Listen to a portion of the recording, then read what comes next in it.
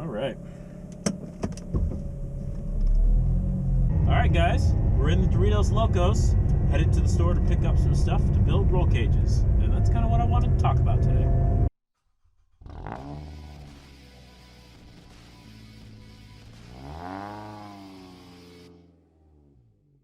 What's up, everybody? Welcome back to Make It and Break It. My name's Andrew, and today we're starting off in the Doritos Locos RX-8 because you need to drive them on a relatively regular basis to keep everything oiled on the inside of that engine. Otherwise, the oil runs away, all your lubrication for your side seals runs away, and then your engine eats itself, like my last one.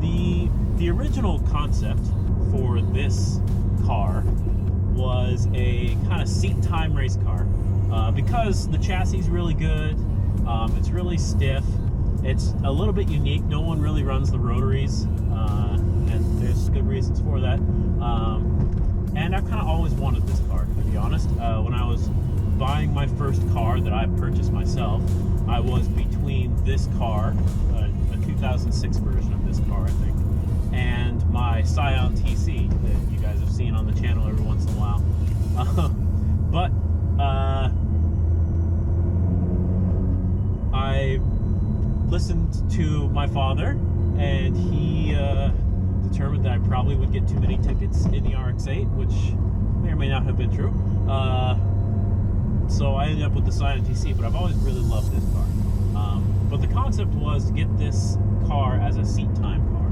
And so a seat time car, especially if you're going to cage it, you want to make it available to a bunch of different race systems. So a seat time car can be anything, and it doesn't necessarily even need a cage. A lot of racing, especially grassroots style racing organizations, think SCCA, autocross, even I think their time attacks have cage requirements, but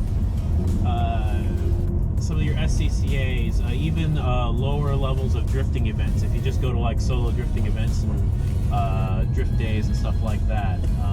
Track days, you can go run track days all day, every day, and you don't need a cage to go run track days. And for those of you guys who like the dirt route, Rallycross is actually specifically designed for cars without cages, for regular everyday cars riding around. Yes, caged cars do show up to Rallycross. Yes, race prepped cars do show up to Rallycross, but I think the original conception was to get you into rallying, and then you don't need to have a full-blown encaged monstrosity of a car to do so. I wonder if you guys just saw that Subaru headed the other way on monster truck tires. To do so. Outside of the entry-level crosses, the Rallycross and the autocross, they're pretty much all the other stuff in there are pretty much designed for race prepped cars. Man, I gotta stop going into Harbor Freight. I just overbuy everything. But we got the things that we mostly wanted, and now we get to go home and start setting up everything else. If I can see, no, we're gonna wait. I'm gonna preface this by saying, if you're not confident in your design or fabrication capabilities, or if you're building a hyper-fast car, let's say you're taking some sort of Ferrari and rolling it out on a racetrack, maybe go to a professional builder. They will know what they're doing, and they will have on-site engineering as well to optimize the cage, not only for protection but for weight and everything else. Being that this is a seat time car, I'm not necessarily worried about weight optimization or the optimum amount of chassis stiffness in this car, because quite honestly, it's here to learn. It's not here to be the best race car in the field, because almost always it's going to not be the best race car in the field. It is here to let me get out and race and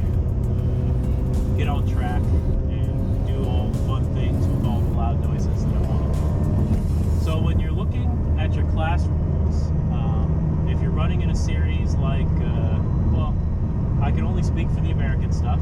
The stuff where there's the most classes running at the same time are things like SCCA or NASA time trials and stuff like that.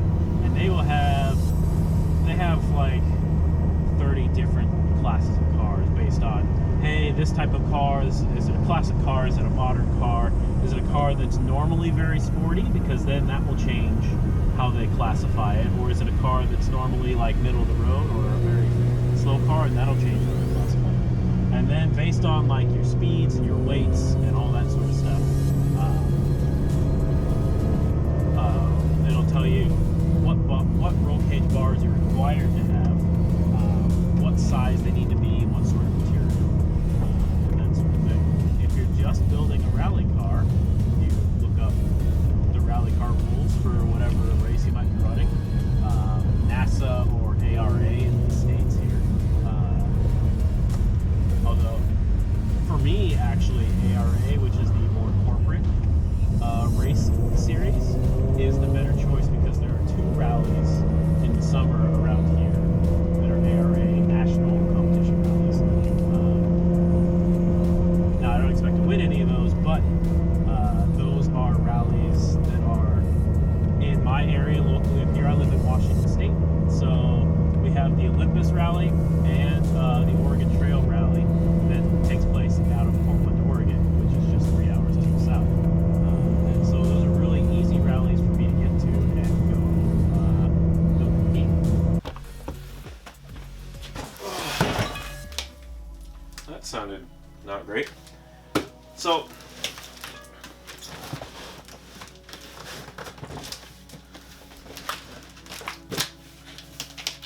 what kind of cage do I build? Actually, it's not that hard. So I looked at a bunch of different race series that I'm going to be racing in, or that I want to be able to race in at the very least, in this area. And the races pretty much come down to track races are either through the SCCA, the Sports Car Club of America, I think is the club name. They're through NASA, North American Sports Car Association or something like that. There's an endurance race series that races at the Ridge, where we've had a couple track days. That's called Lucky Dog Racing. As well as rally crossing through the SCCA is who runs those ones. But there's also a local rallycross organization, because the Pacific Northwest is kind of the mecca on the West Coast for rally racing. That's why we get to host 2 rallies right up here. And rally racing, so that's rallying with NASA again, or with the ARA, the American Rally Association. I looked at all those rules, and some of them are very intense on their rules. I'm looking at you, rally rules, especially ARA, who doesn't even put out their own rules. They just make you build them to FIA specs, which, I mean, they could at least copy it into their rule book and not make you have to go look at a second spot for cage rules. And they vary from complicated. The Lucky Dog Rally, or Lucky Dog Racing, is like an endurance racing for people who want to do it for fun. So it's not super high dollar cars. In fact, they're all production cars that are at least 15 years old. So my Mazda RX-8 this year is now eligible to go race in that series, which is convenient because they have a couple endurance races this year that maybe if I can get enough drivers and people who want to go ahead and drive, I could possibly enter into that with a Rotary and see how long it lasts before it blows. So that sounds fun to me. Those rules are actually... What? Oh, this whole thing's in here. I have no idea what that is. Those rules are actually pretty straightforward. They just want a certain number of connections,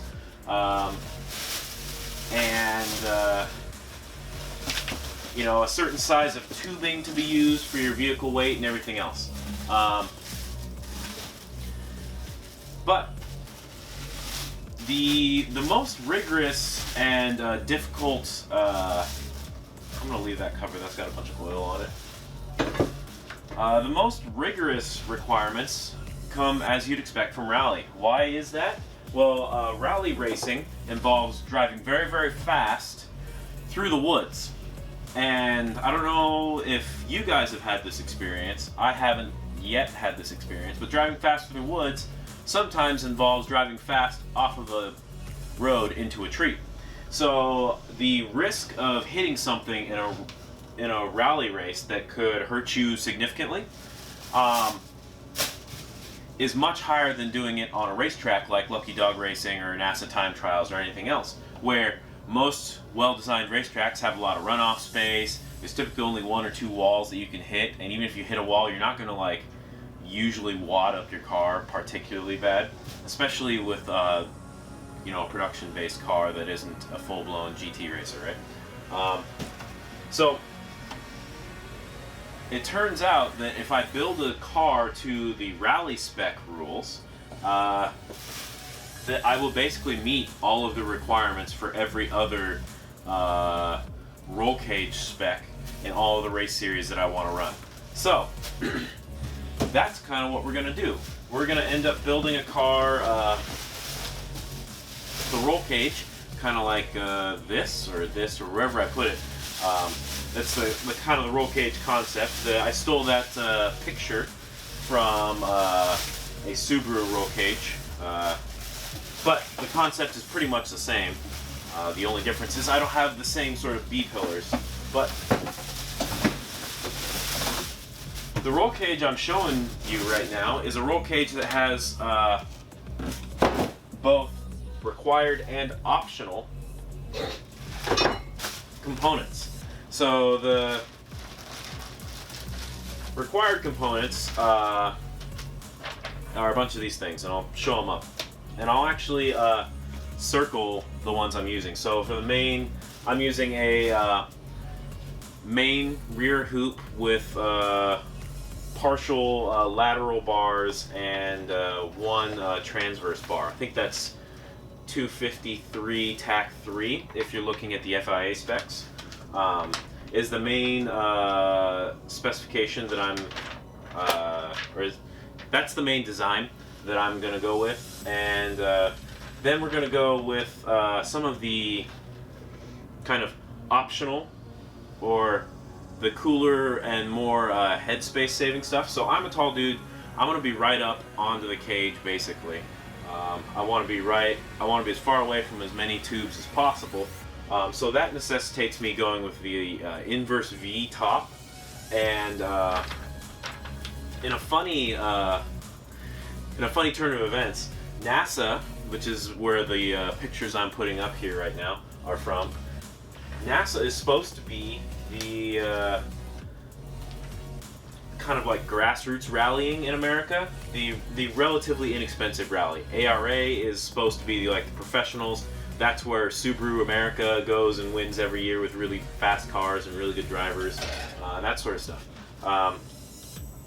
NASA is supposed to be a little bit more grassroots, but their cage requirements, their minimum cage requirements, are more strict than the FIA cage requirements. So, just a funny thought. Seems weird that a grassroots organization would have stricter cage requirements than like an international motorsport organization.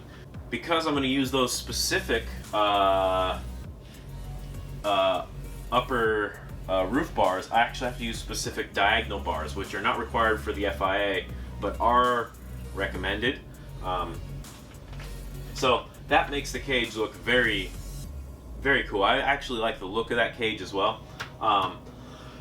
What that also means is there's a very awesome opportunity to create a really cool continuous path of support from the front corner of your 6-point roll cage connection, which is like in the front of your driver or passenger seat, and all the way back to your rear suspension tie-in, which is that back bar back there, and that's what that concept cage does. It actually ties all of those pieces in really well. And then obviously we got to go with the cool looking Dora X bars. Unfortunately for you drift guys out there, those drift bars, are those NASCAR style or whatever that style of bar is, are not explicitly permitted. You do have to get, I think, specific permission to put those style of bars. But I think these rally style bars are approved for most like drift situations. So you can probably use a rally style cage in a drift car. You just won't get the really cool NASCAR, circumferential bars. That is a spider coming to get me.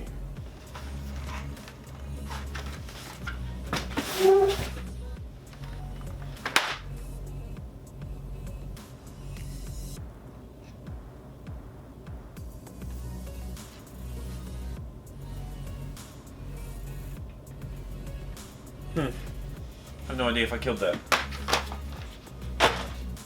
One thing to pay attention to, if you're looking at all these specs, pay attention to the material requirements. So if you go looking at the material requirements, the tubing requirements, so these are the tubing that you're supposed to make your roll cages out of. There are a lot of different options. Most of them are based on your weight. If you go look at this NASA Rally requirements, I'll show that here, I think, or the relative equivalent from the FIA, because they're the same requirements. What is required is, well, they aren't the same requirements, and here's why. NASA Rally only allows DOM mild alloy steel, so 10-8, 10-10, 10-20, something like that. A lot of other organizations will allow cold drawn seamless alloy, so they'll allow 4140, which is a great material for making a roll cage out of. It is harder to weld though, and a lot of these grassroots organizations don't want someone who's just picking up a welder in their backyard and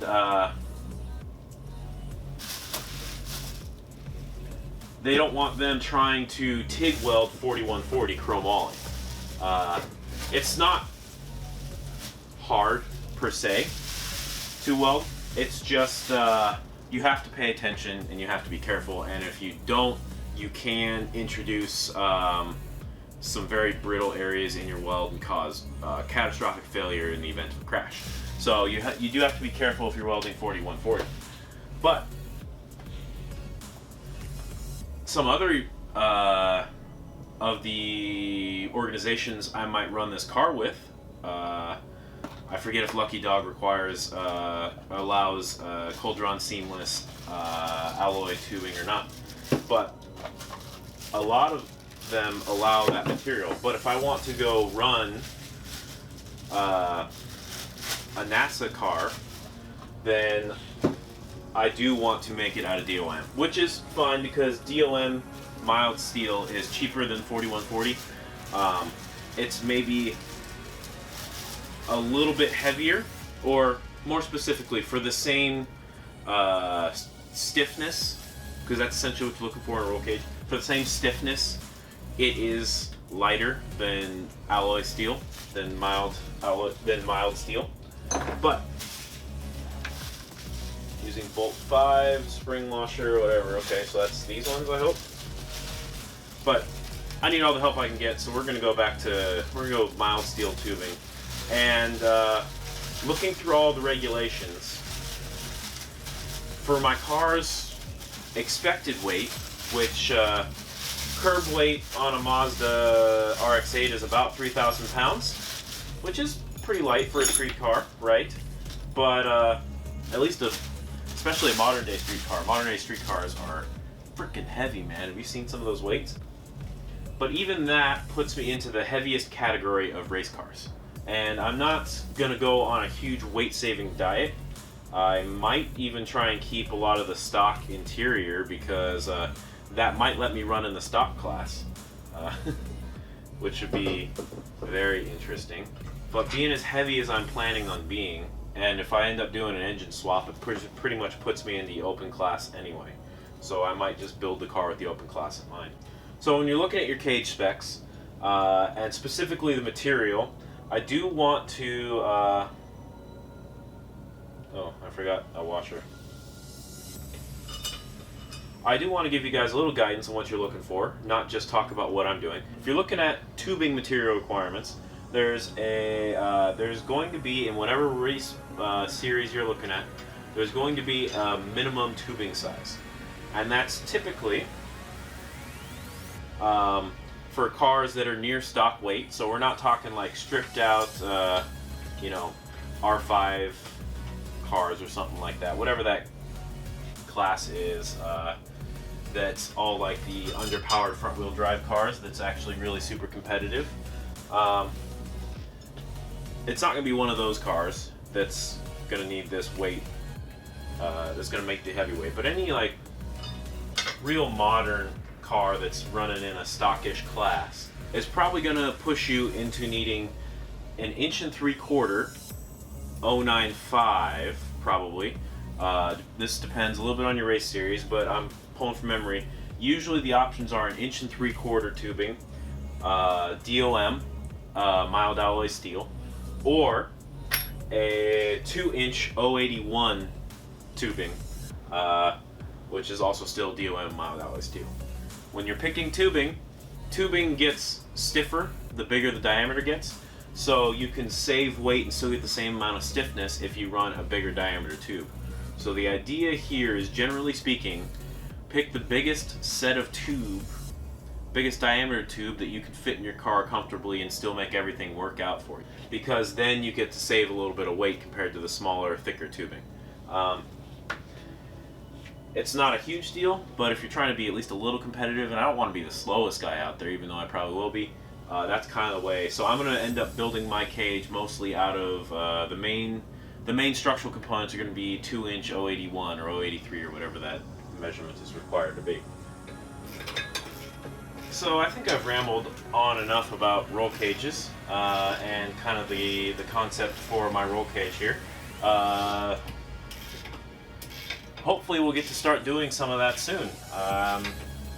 That RX-8 will start living in the garage once we get the Chrysler out of the way, so that I can start doing all this. So, but I did want to talk to you guys through the decision and the research process on roll cages, so that if you want to go take this as inspiration and build one yourself, which is eminently possible, that's why all the rules are out there for you. Get a MIG welder, do a little bit of practice, and you should be good to go for building any DOM mild steel cage. It's going to be so oily.